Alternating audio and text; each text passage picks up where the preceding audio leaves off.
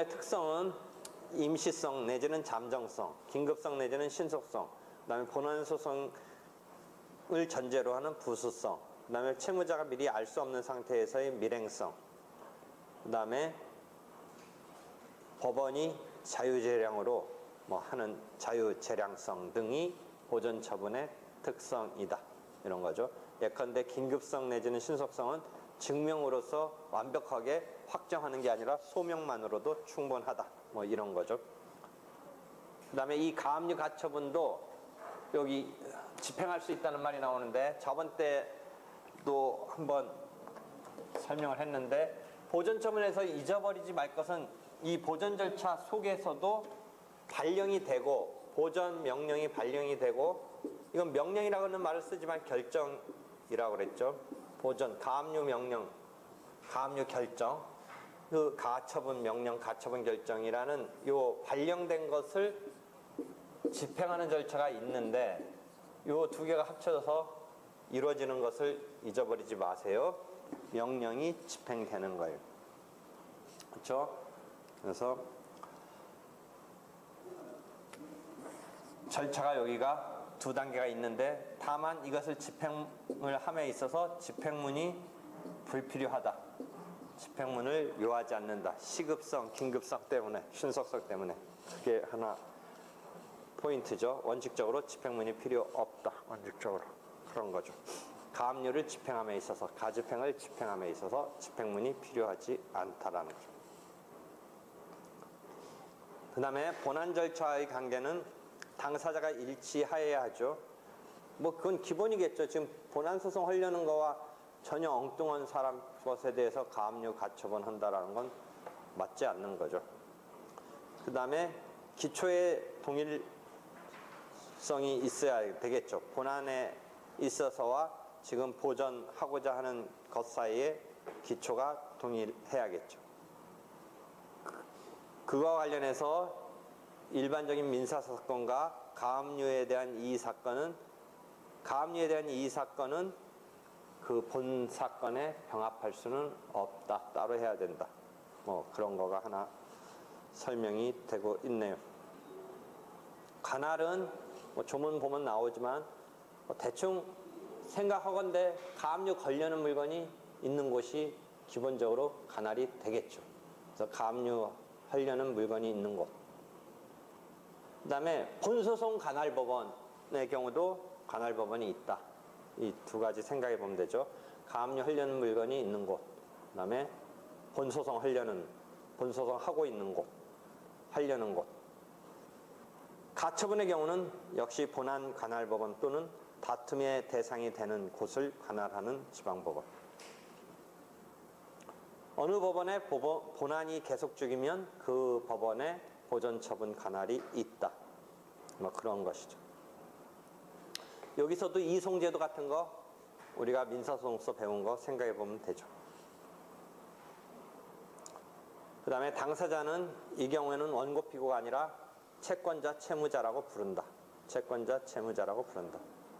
신청인 피신청인이라고 부르기도 하는데 일반적으로는 채권자 채무자라고 부른다.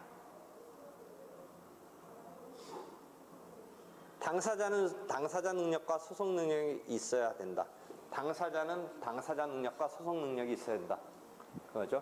여러분 민사소법에서 내가 제일 먼저 그 판례를 보고서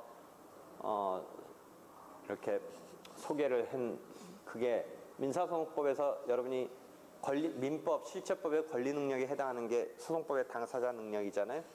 그런데 이제 원래는 우리가 자연인과 법인이 당사자 능력이 있다라면서 동물 이런 것은 당사자 능력이 없다 하는데 동물의 경우도 당사자 능력을 인정하는 이런 문제 제기가 있었던 차에 대해서 도롱뇽 사건이라고 부르는 그건 그런데 실제는 민사소송의 당사자를 이 집행법 등에서도 똑같이 쓰기 때문에 그냥 민사소송법에서 소개했는데 엄밀하게 말한다면 그건 공사금지 가처분 사건이었었어요. 그 터널 뚫지 못하게 하는 가처분 사건에서 도롱뇽을 원고로 그러니까 채권자로 내세운 거죠.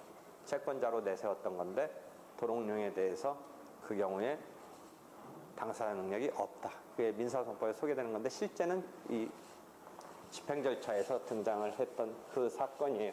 그래서 당사자 능력, 실체법에서의 권리 능력, 소송법에서의 당사자 능력, 그 개념이 여기서 있는데 최근에 내가 쭉 보니까 최근 작년에 어떤 학과 하나 없어졌죠. 학과 통폐합 하나 없어졌어요.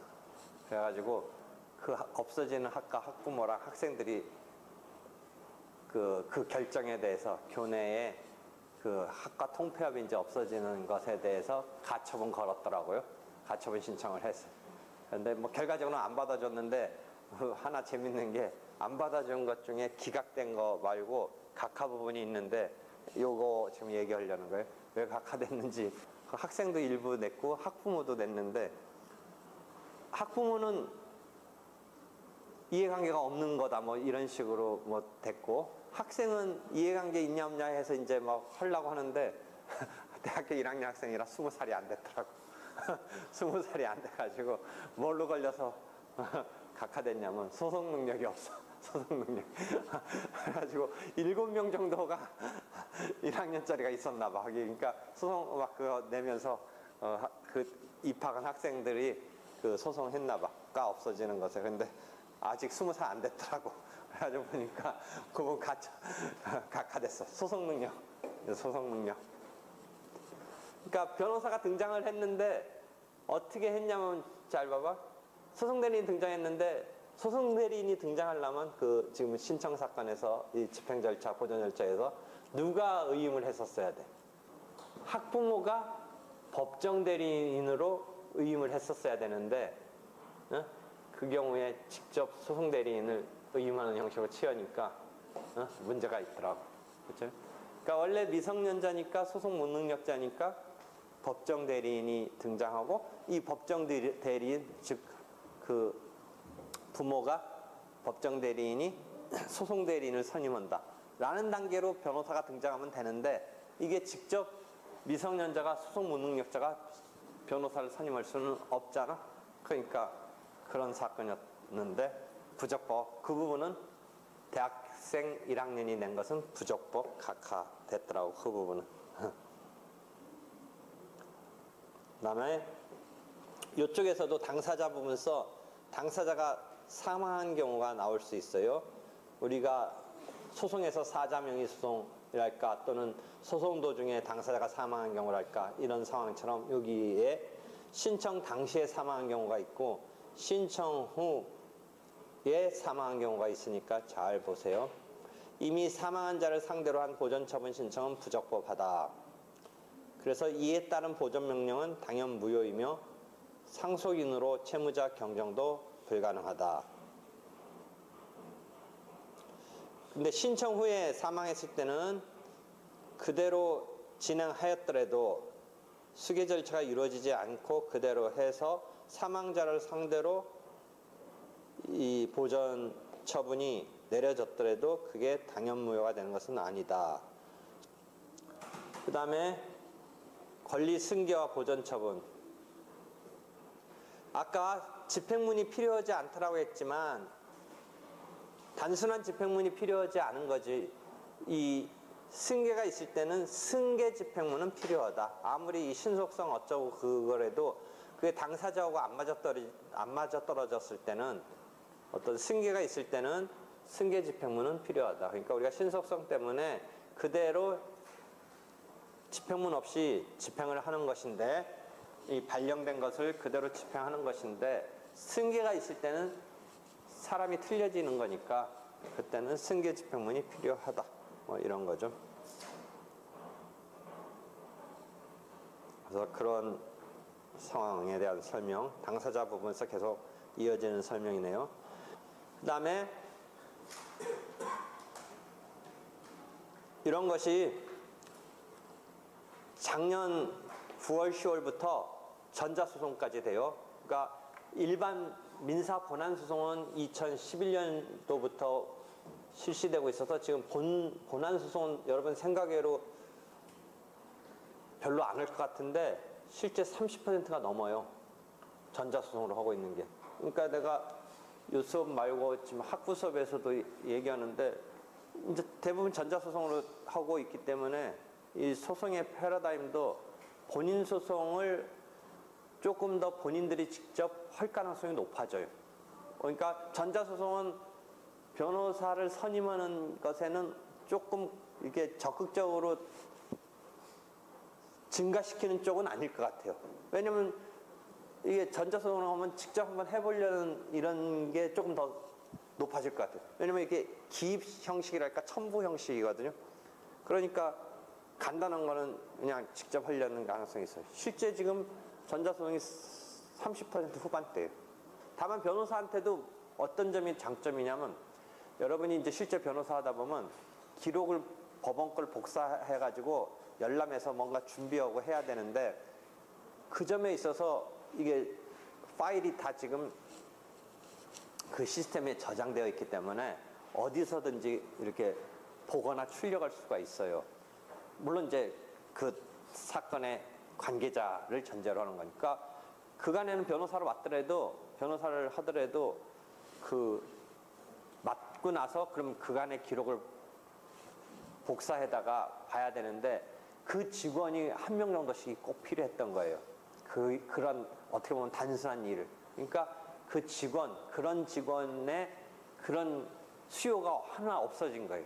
그 다음에 또 하나는 직접 가서 접수하고 이런 거는 그간에도 우편으로 여러분이 이제 창구에 가서 접수한다고만 생각했는데 사람들이 실제는 우편으로 접수를 많이 했어요. 지방 같은 데 이렇게 뭐 준비서면 접수하고 소장 접수하고 답변서 접수하고 이런 것 등을 우편으로 보냈기 때문에 그런 온라인으로 접수하는 것의 메리트는 그렇게 뭐 느끼지는 못한다고 하더라고. 그런 점의 메리트는 별로 느끼지 못하는데 뭐는 확실하다고 하냐면 이게 전자소송으로 됨으로써 직원 한 명 정도의 그 수요는 줄일 수 있는 이 복사하고 열람하고 막 이런 작업이 엄청난데 그런 역할은 한다라고 하는데 작년 가을부터 이 신청 사건도 다 전자소송이 됐어요. 그러니까 신청 사건은 더더욱 변론이 없으니까 그냥 직접 가서 서류 내는 것보다 이렇게 온라인으로만 접수하는 거는 일반 전자소송은 여러분이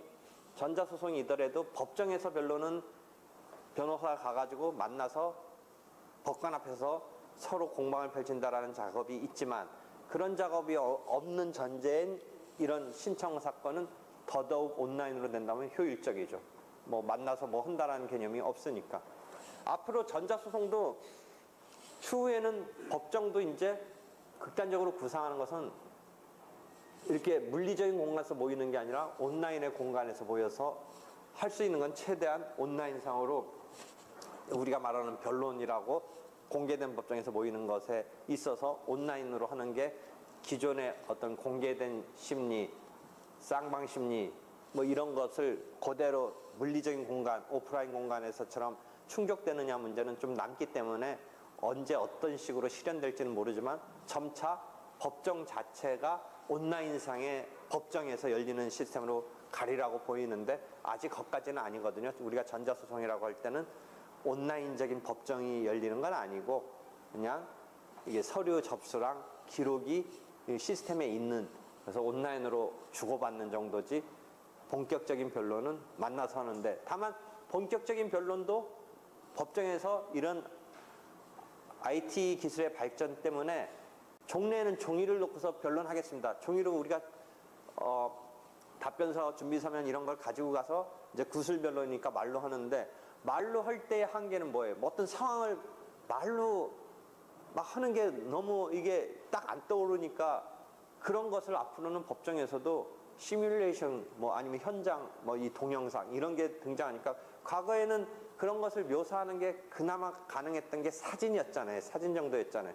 예를 들어 이 건축공사가 지금 어떻게 되고 있는지는 가보지 않는 이상 어떻게 하겠어요. 그래서 그런 것이 이제 촬영돼 가지고 하고 뭐 교통사고 같은 것도 그간에는 뭐 니네가 잘못했네 내가 잘못했네는 뭐 이렇게 서면으로 해봤자 실황 그 교통사고 그런 실황을 뭐 이렇게 그림으로 도면하는데 지금은 그냥 구글이나 다음 그 지도 네이버 지도에서 이렇게 뷰로 볼 수 있는 그런 거로 그냥 앉아가지고 자기끼리 법정에서 이렇게 해서 그 위치에 해가지고 그런 길이네 하고서 그러니까 네 차가 여기 서 있다가 뭐 이렇게 내가 좀 실감나게 판단할 수 있는 서로 공방. 그러니까 그런 지금은 완벽한 온라인상의 법정은 아니고 물리적인 법정에서는 만나지만 그래도 그게 종이로 이렇게 자기 주장을 펼치고 그걸로 구술로 하는 것보다는 대단히 이렇게 심리에 있어서 실전적으로 할 수 있는 그런 IT 기술의 발전이 그렇게까지 지금 이 재판에도 영향을 미치고 있는 거죠. 그래서 내가 지금 여기 맨날 그런 IT 이런 거 해가지고 지금 여러분이 뭐 여러 가지 이제 변호사 시장 뭐 이런 거 생각할 때 그런 쪽의 역할을 할 수 있는 그런 능력을 지금 미래의 안목으로 보면서 기존 변호사 시장에 있어서 이렇게 우리가 겪었던 거와는 또 다른 차원의 이런 상황이 펼쳐지니까 거기가 빨리 적응을 한다든지 자기가 오히려 더 선구자적으로 할 수 있다든지 그런 생각을 하라는 건데 그런 메시지를 맨날 얘기하는데 어떻게 될지 모르겠습니다. 종래 형국에서는 급변하는 건 맞긴 맞거든요. 지금 뭐 여러 가지 변호사 시장이 뭐 사건 같은 거 이런 송무 시장 이런 거에 그러니까 뭐 부정적으로 급변하는 것도 있고 그다음에 긍정적으로 급변하는 면도 있다라는 거죠. 그랬을 때 빨리 적응하는 자는 빨리빨리 할 수 있다라는 거죠. 그러니까 여러 가지 지금 하여튼 전자소송이 이 신청 사건에서도 이루어지고 있어요. 이렇게 되면 이제 본인들이 직접 할 가능성이 높다라는 거죠. 아무래도 이 전자소송 내가 볼 때는 변호사한테 사건 맡기는 쪽으로 작동하는 역할보다는 아까 말한 대로 변호사가 나름대로 변호사한테도 장점을 주고 있거든요. 실제 소송에서 인지 때 10% 감면해줘요. 실제 인지 때. 그러면 우리가 조그만 사건은 모르겠는데 막 인지 때 한 1,000만 원 정도 붙일 사건은 100만 원 정도 그래도 차이가 나죠. 그러니까 그런 거는 어느 정도 막 의미가 있잖아요. 그래서 변호사한테도 뭔가 물론 그 인지 때는 변호사뿐만 아니라 당사자한테 혜택인 건데 하여튼 본인 소송이 조금 더 기존 소송의 시스템보다는 전자소송이 도입되면 지금 이렇게 되니까 본인 소송을 직접 하는 이런 상황에 젊은 세대는 한번 해볼 가능성이 더 커지는 거 아닌가. 근데 그런 건데 여기 전자소송이 이 신청 사건에서도 작년부터 시행되고 있다. 앉아서 막 이렇게 하면 되겠네.